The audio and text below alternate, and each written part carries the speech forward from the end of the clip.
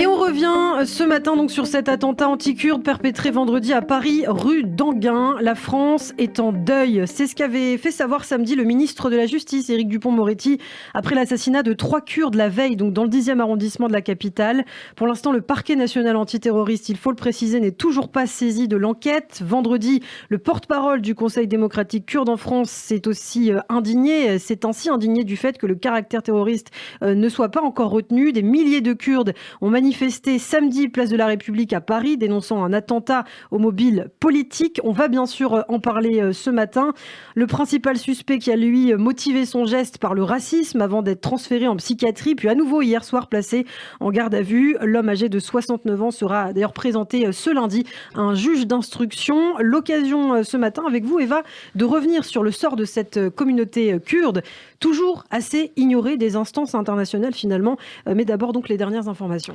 Oui, on en sait désormais plus sur le suspect qui a d'abord voulu tuer des étrangers à Saint-Denis lors de sa garde à vue. Il a expliqué s'être d'abord rendu le vendredi matin à Saint-Denis, muni de son arme et de ses munitions pour commettre des meurtres sur des personnes étrangères. Mais une fois sur place, l'individu a finalement renoncé à passer à l'acte en raison notamment du peu de monde présent sur place. Après être retourné au domicile de ses parents, il s'est rendu rue d'Anguin où il a ouvert le feu parce qu'il en voulait à tous les migrants. Et oui, c'est ce qu'il a déclaré notamment aux enquêteurs. L'homme a reconnu une haine des étrangers devenue complètement pathologique. Devant les policiers, le sexagénaire a également déclaré avoir été victime d'un cambriolage à son domicile en 2016 qui aurait déclenché chez lui cette haine. Il s'est décrit comme dépressif et suicidaire. Mais avant de me suicider, a-t-il déclaré, j'ai toujours eu envie d'assassiner des migrants, des étrangers depuis ce cambriolage. C'est ce qu'il a donc assez froidement déclaré aux policiers. En tout cas, il n'a pas fallu attendre plus de 24 heures, Eva, après l'attaque pour que des manifestations donc éclatent en France et qu'une nouvelle soit d'ailleurs programmée ce lundi.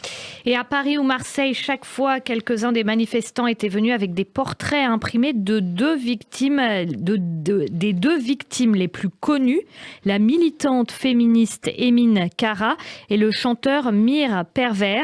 La troisième victime, Abdulrahman Kizil, a lui été désigné comme un citoyen kurde ordinaire. Mais si un visage dominait bien la manifestation, c'était celui d'Abdullah Öcalan, le chef et fondateur du PKK, emprisonné en Turquie. Et oui, qu'on voit très souvent dans les manifestations kurdes, c'est vrai, le PKK pour le Parti des travailleurs du Kurdistan en guerre avec la Turquie et dont le Centre démocratique kurde de France, situé donc à Paris, est une émanation. Alors aujourd'hui, la communauté kurde, et on peut la comprendre, se sent plus réprimée, plus persécutée que jamais, mais la piste de l'attentat terroriste, on l'a dit, a été écartée à ce stade des investigations. La police qui parle plutôt d'actes racistes, ce qui a suscité bien sûr l'incompréhension et la colère du Centre démocratique kurde de France. Le fait que nos associations soient prises pour cible relève d'un caractère terroriste et politique. C'est ce qu'a déclaré son chef Agit Polat après sa rencontre avec le préfet de police. Pourtant, quelques heures après le drame, la procureure de Paris, Laure Becchio, a affirmé qu'il n'y avait aucun élément qui privilégierait la nécessité d'une saisine du parquet national antiterroriste. L'enquête, donc, Ilana, se poursuit. Alors, c'est l'occasion ce matin, avec vous, Eva, de faire un peu d'histoire, car il faut expliquer, en fait, qui sont les Kurdes, qui est une communauté très ancienne. C'est vrai, entre 25 et 35 millions de Kurdes constituent le 4e groupe ethnique en importance au Moyen-Orient, chevauchant les frontières à la fois de la Turquie, de la Syrie, de l'Irak et de l'Iran. Mais malgré l'immensité de ce peuple, et même en étant à l'avant-garde de la lutte contre Daesh, on l'a beaucoup vu ces dernières années, eh bien, les Kurdes n'ont toujours pas leur propre État-nation permanent. En effet, il y a bien le Kurdistan, un territoire grossièrement défini en Asie occidentale où les Kurdes forment une population majoritaire importante et où la culture kurde a historiquement été fondée. Il y a donc certes un peuple, une langue, un territoire, mais pourtant le Kurdistan désigne surtout actuellement une zone, une région et non pas un État autonome, souverain et reconnu. Enfin, bien que la majorité des Kurdes soient des musulmans sunnites, ils adhèrent à un éventail de religions et de croyances différentes, y compris dans le passé des Juifs dont la plupart ont émigré en Israël. Après la Première Guerre mondiale et l'effondrement de l'Empire ottoman, les alliés occidentaux victorieux avaient pourtant réussi à établir un État kurde, mais les espoirs ont été réprimés après que les forces turques aient reconquis le territoire, ce qui a conduit au fameux traité de Lausanne qui a fixé les frontières de la Turquie moderne, traité qui n'a donc pas prévu un État kurde, laissant ce peuple sans région autonome. Et c'est pour ça aujourd'hui que c'est difficile d'établir de véritables frontières. Et oui, le Kurdistan compte près de 520 000 km² et s'étend sur 4 pays voisins. Il y a la Turquie au nord, la Syrie à l'ouest, l'Irak au sud et l'Iran à l'est.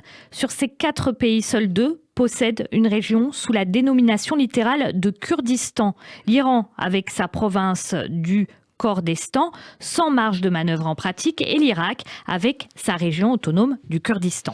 Persécutés, interdits de pratiquer leur culte ou religion, ou même muselés jusqu'à l'interdiction de parler leur propre langue, les Kurdes ont passé des siècles donc entre répression et insurrection. Et il existe surtout aujourd'hui une hostilité profonde entre la Turquie et les Kurdes du pays qui représentent environ 15 à 20% de la population en Turquie, car beaucoup se sont opposés à leur incorporation dans les régions turques.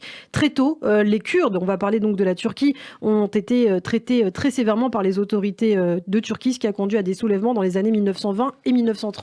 En réponse, beaucoup ont été réinstallés, les noms et costumes kurdes interdits, l'utilisation de la langue kurde a été restreinte et ils ont même été classés comme des Turcs de montagne dans le but de nier leur existence. C'est ainsi qu'en 1978, le Parti des travailleurs du Kurdistan, donc le fameux PKK, a été fondé et a appelé à un État indépendant en Turquie, ce qui a entraîné et entraîne toujours à ce jour un conflit séparatiste. Dans ce conflit, plus de 40 000 personnes ont été tuées et des centaines de milliers d'autres déplacées.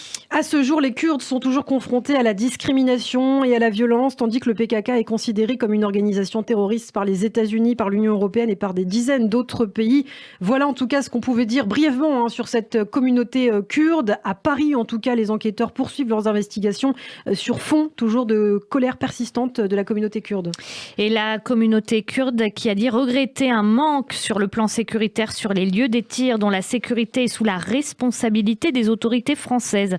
Depuis, en conséquence, les services de police et de gendarmerie sont mobilisés pour protéger 24 heures sur 24 les lieux où se réunissent les personnes de la communauté kurde. C'est ce qu'a annoncé vendredi le ministre de l'Intérieur, Gérald Darmanin. Et une nouvelle manifestation donc prévue ce lundi, le Conseil démocratique kurde qui appelle à se retrouver à midi sur les lieux de l'attaque rue d'Enghien dans le 10e arrondissement de Paris. Merci Eva, vous restez avec nous, nous sommes ensemble jusqu'à 9h.